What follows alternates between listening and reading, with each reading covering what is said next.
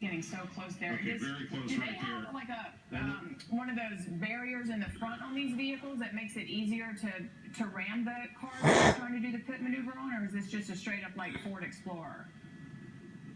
It looks as though this is a little bit more than just your average SUV. There we go. There Okay, goes, so we got him. around there. Okay, and now he's going to hit him. They hit him there, and they've got a pin. Okay, and this right is where it gets scary, though, because especially if this guy is armored and has a gun. He's got his hand, at least one hand out of the window. You can see the car behind him backing off. They're blocking in the door on the driver's side. These are SWAT members that are coming out the top now. They've got a rifle trained on the driver. We saw his hand come out. You can see a K9 unit coming around to the right in case he decides something silly and he's going to run. The dog's ready to track him down. I don't think he's going to be able to run because they rammed his door there. As long as he has both of his arms up, let's hope, and his head out. You can see his head out with one or both arms up. That would be the smart move.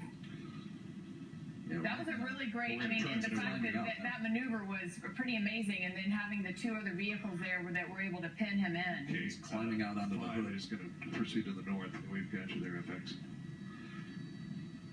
They're talking to him, so they're giving him instructions on what they want to make sure that he keeps his hands where they can see him. Keep in mind that there were reports earlier that he was armed, so that's what they're worried about right now. If he starts to reach or go under that coat that he's wearing, they want his hands right where they can see him as he climbs up between these two cars. They'll get him on the ground. As soon as he breaks through these two cars, they're going to get him right to the ground. You got to figure he's a little scared at this point. There's a lot of people standing around you with guns. That's a good reason to be scared. This pursuit, almost exactly an hour since the time he did steal this cab. And if you're just joining us, this is the end of a very slow pursuit, but with a very dynamic ending where LAPD brought in armored vehicles. They followed them from 77th Division for nearly 2 hours, and this guy just became more and more brazen, more and more confident.